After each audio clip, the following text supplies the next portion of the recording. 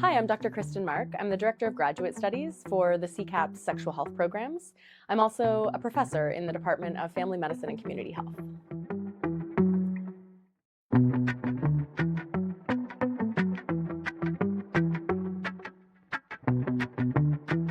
Our understanding has shifted in sexuality research and continues to shift and will continue to shift. And this is beneficial for our research because it means there are always questions to be answered.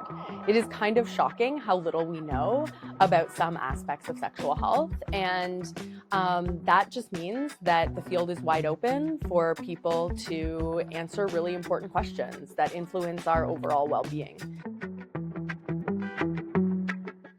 This is especially important for people who work with couples, for example. It's something that comes up all the time, and it's not something that people get much training on in their general therapy training.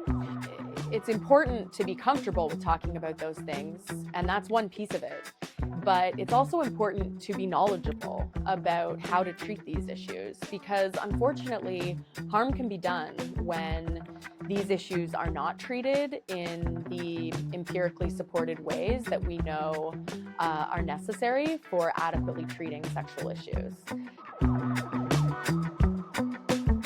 It has just blown up and has completely changed the landscape of how people sort of learn about sex.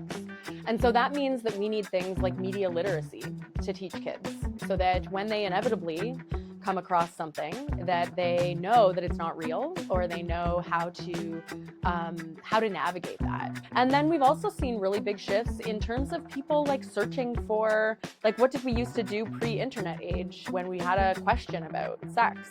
You would like look in your encyclopedia, or you would like try and ask a friend or a peer. And we see less of that happening now and more of Googling what that looks like and what that might be, which, you know, doesn't necessarily result in accurate information. And so again, we need this literacy component to be taught around how to find accurate information and how to consume this stuff with a critical eye.